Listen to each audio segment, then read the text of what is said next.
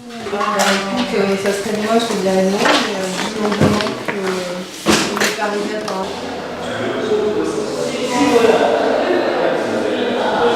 Je pense que c'est ça qui va pas. Il en faut des tas. Il faut regarder ça. Ouais, tu vois. Faut vraiment. Non, Depuis la première édition de Paris Idolie, nous invitons un artiste que nous choisissons au niveau du comité de pilotage. Cet artiste bénéficie d'un espace au sein de Paris Idolie où il peut présenter son travail dessiné. Cette année, nous avons décidé de présenter le travail d'Anne-Valérie Gasque. Anne-Valérie est une artiste qui vit à Marseille, dont la pratique est protéiforme. Et il nous intéressait vraiment de présenter son travail parce que son travail de dessin n'est pas du tout connu. On va beaucoup plus connaître son travail de vidéo, son travail performatif, son travail sculptural ou d'installation, mais pas du tout son travail de dessin. Et ça nous intéressait vraiment de mettre ce travail-là en lumière.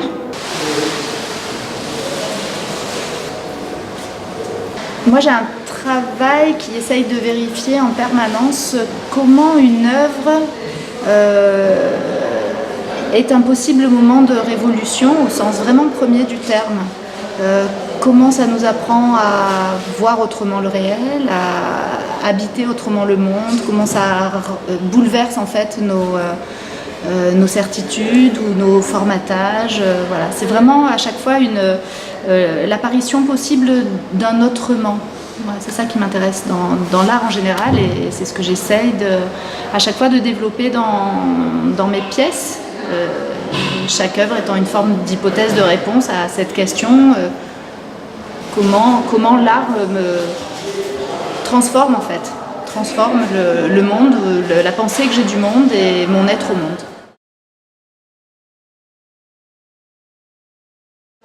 Le dessin, c'est quelque chose qui m'accompagne au quotidien de manière très informelle, de manière instinctive. C'est comme un langage à part entière, comme une langue que je parlerai, comme on peut parler une langue étrangère.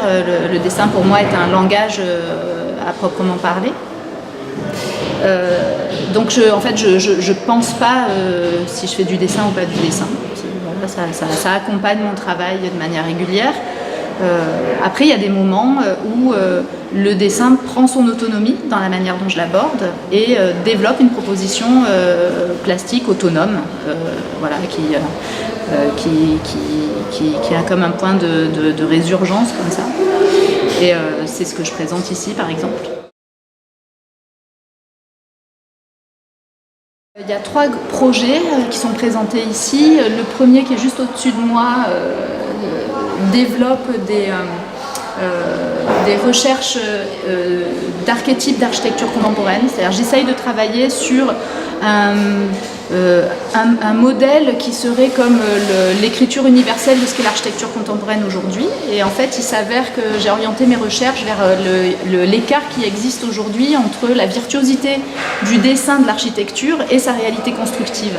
Et donc ce qu'on voit ici, c'est des lignes qui, dans une grande dynamique, se développent et se complexifient, et qu'il faut arrêter et construire par des espèces de structures comme ça qui viennent les concrétiser, les établir.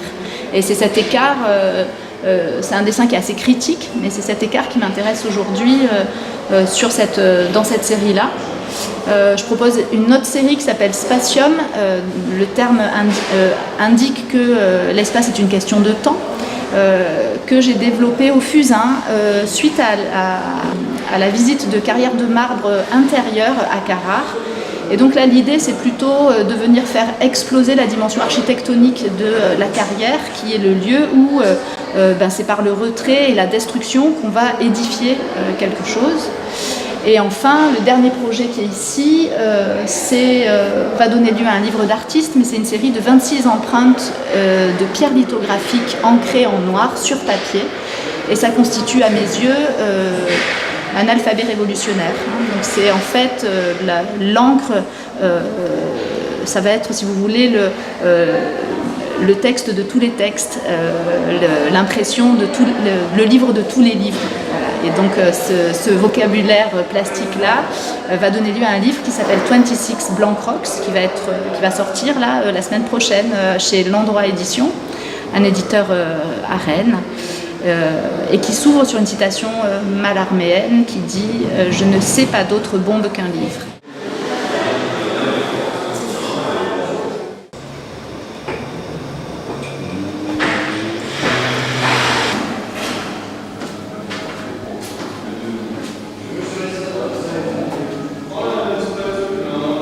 Cette année, pour la 4e édition de Paris Idoli, nous avons la chance d'avoir encore à nos côtés Barbara Polla, qui est pour nous un petit peu comme une marraine, qui est présente depuis le début du salon, depuis sa création, en tant que galeriste, mais également qui fait partie du comité de sélection. Et cette année, elle ne vient plus en tant que galeriste, mais nous lui avons confié le commissariat de l'espace vidéo, et elle nous a concocté un très beau programme avec une quinzaine de vidéos d'artistes qui seront présentées tout au long du salon.